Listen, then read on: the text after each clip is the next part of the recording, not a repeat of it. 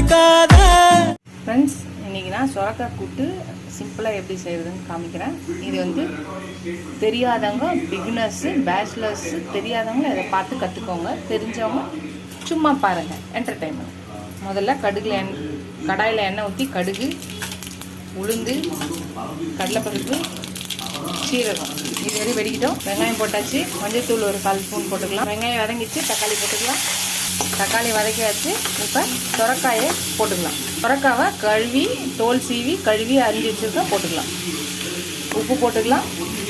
தேவையான அளவு மிளகாத்தூள் போட்டுக்கலாம். ஒரு 1.5 ஸ்பூன் போட்டுக்கலாம். அவங்கவுங்களுக்கு காரத்துக்கு தேவையான அளவு போட்டுக்கோங்க. வதக்கிக்கலாம்.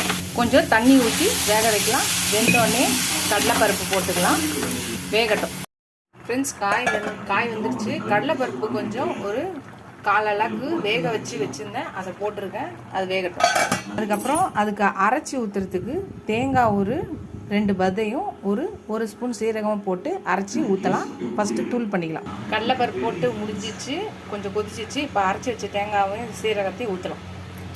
தேங்காய் சீரக விழுத ஊற்றியாச்சு. ஒரு 5 நிமிஷம் கொதிச்சா போதும். பார்க்கலாம். அவ்வளோதான், கூட்டு ரெடி ஆயிடுச்சு. சொரக்காய் கூட்டு நீங்களும் ட்ரை பண்ணி பாருங்கள். இந்த ஸ்டைலில் உங்களுக்கு பிடிச்சிருந்துச்சுன்னா ட்ரை பண்ணி பார்த்துட்டு எப்படி இருக்குன்னு சொல்லுங்கள்.